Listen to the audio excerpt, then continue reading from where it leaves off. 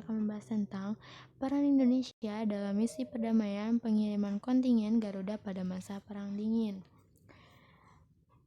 Dalam pembahasan yang pertama, 1. Indonesia dalam misi pemeliharaan perdamaian PBB. Bagian ini saya akan menjelaskannya ya.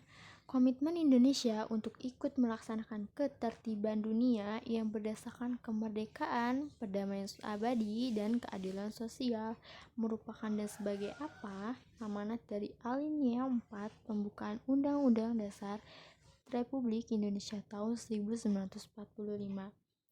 Bagaimana dengan konteks internasional dan nasionalnya? Di bagian ini ada dua konteks ya. Dalam konteks internasionalnya yaitu indikator penting dan konkret dari peran suatu negara dalam memberikan kontribusi dalam menjaga perdamaian dan keamanan internasional. Bagaimana dengan konteks nasionalnya? Dalam konteks nasionalnya itu sarana peningkatan profesionalisme individu dan organisasi yang terlibat secara langsung dalam penggelaran operasi internasional. Yang ke bagian 3, Indonesia terlibat dalam misi pemeliharaan perdamaian PBB sesuai pembukaan Undang-Undang Dasar tahun 1945 alinea 4. Salah satu tujuannya sebagai apa? Menjaga ketertiban dunia berdasarkan kemerdekaan, perdamaian abadi, dan keadilan sosial. Yang terakhir, bagian 1, Indonesia diberi kepercayaan oleh PBB untuk mengirim personel keamanan terbaiknya dalam menjalankan misi pemeliharaan perdamaian. Pasukan tentara, kepolisian, dan sipil Indonesia dikenal sebagai nama apa? Kontingen Garudanya.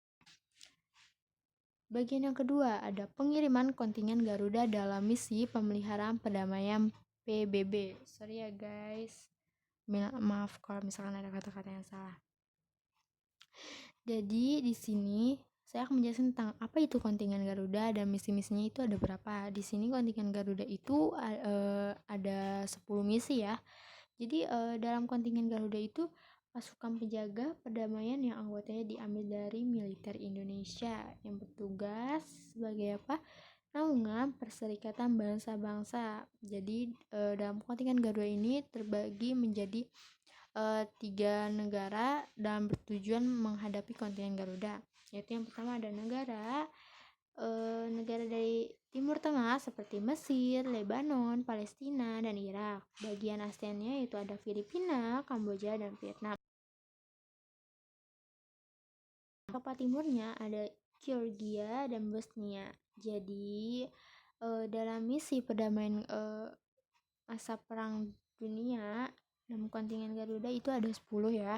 Jadi saya akan menyebutkan satu persatu. Kontingen Garuda 1 dikirim pada 8 Januari tahun 1957 ke Mesir kontingen. Bagian kedua, kontingen Garuda 2 dikirim ke Kongo pada tahun 1960 kontingen. Yang ketiga, bagian ketiga, kontingen Garuda 3 dikirim ke Kongo pada tahun 1962 kontingen. Yang bagian keempat ada kontingen Garuda 4 dikirim ke Vietnam pada tahun 1973 kontingen. Yang kelima, kontingen Garuda bagian 5 dikirim ke Vietnam pada tahun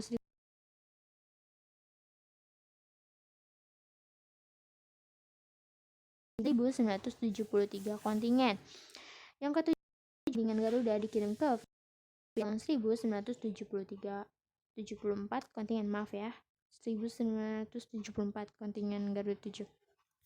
Yang ke-8 ada kontingen Garuda 8 dikirim dalam rangka misi perdamaian PBB di Timur Tengah pasca perang Yom Kippur antara Mesir dan Israel kontingen. Yang ke-9, kontingen Garuda 9 dikirim ke Iran dan Irak pada tahun 1988.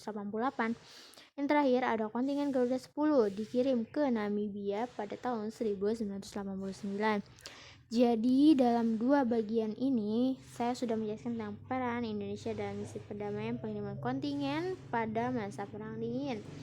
Jadi selanjutnya saya akan menjelaskan tentang peran Indonesia pada ASEAN-nya dalam masa Perang Dinginnya ya.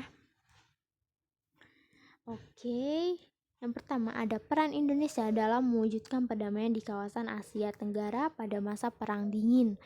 Jadi pada tahun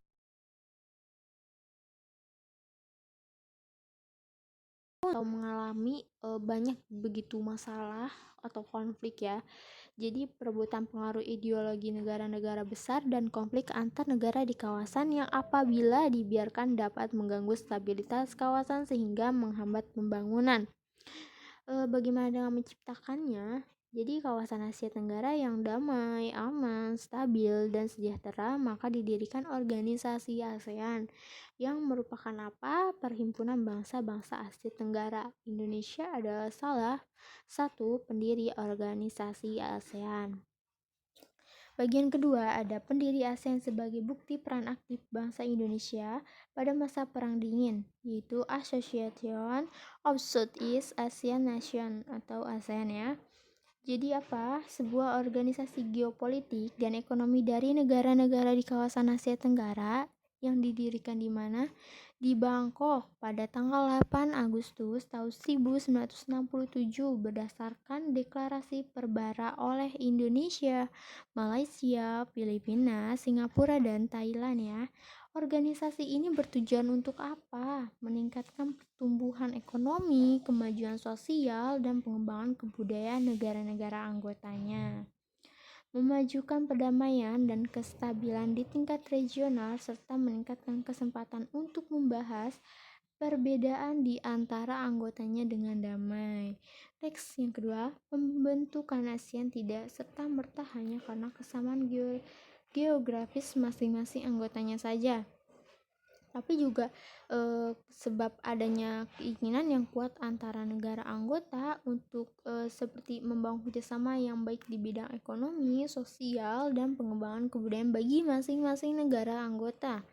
Selain sebagai salah satu pemersatu berdirinya ASEAN, tentu Indonesia juga memiliki peran tersendiri sebagai anggota ASEAN dalam bentuk program ataupun kerjasama antar sesama anggotanya. Yang terakhir, bagian kedua, keberadaan ASEAN ternyata sejalan dengan sikap politik Indonesia loh. Jadi itu adanya ASEAN dan keberadaannya ASEAN itu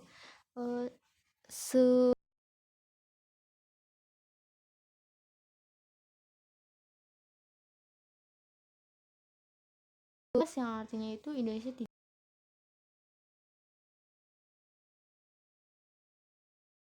blok manapun ini salah ataupun benar gitu. Jadi dia tetap berdirinya sendiri gitu.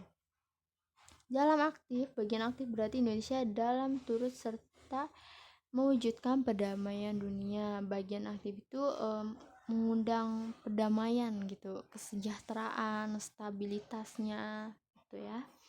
Next, yang kedua ada peran Indonesia dalam mewujudkan perdamaian di kawasan Asia Tenggara ini terlihat saat Indonesia membantu mewujudkan perdamaian konflik di Kamboja dan Vietnam. Jadi di negara Kamboja dan Vietnam itu sedang ada masalah ya. Jadi Indonesia itu membantu dua negara ini yang sedang ada masalah. Jadi Indonesia itu memfasilitasi kedua negara tersebut untuk berdiskusi bagaimana caranya dua negara ini tuh damai kembali, sejahtera kembali gitu ya.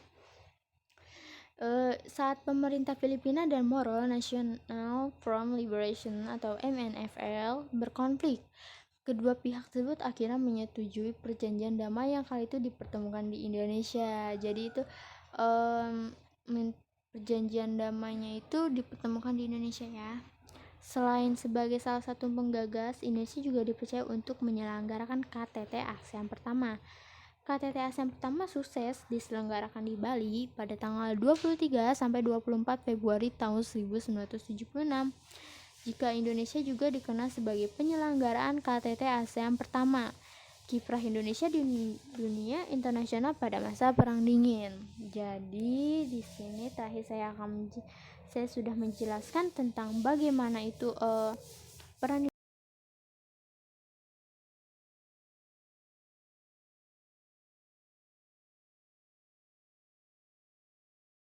Mohon maaf bila ada kata-kata yang kurang jelas, mohon maaf bila ada kata-kata yang salah atau kurang.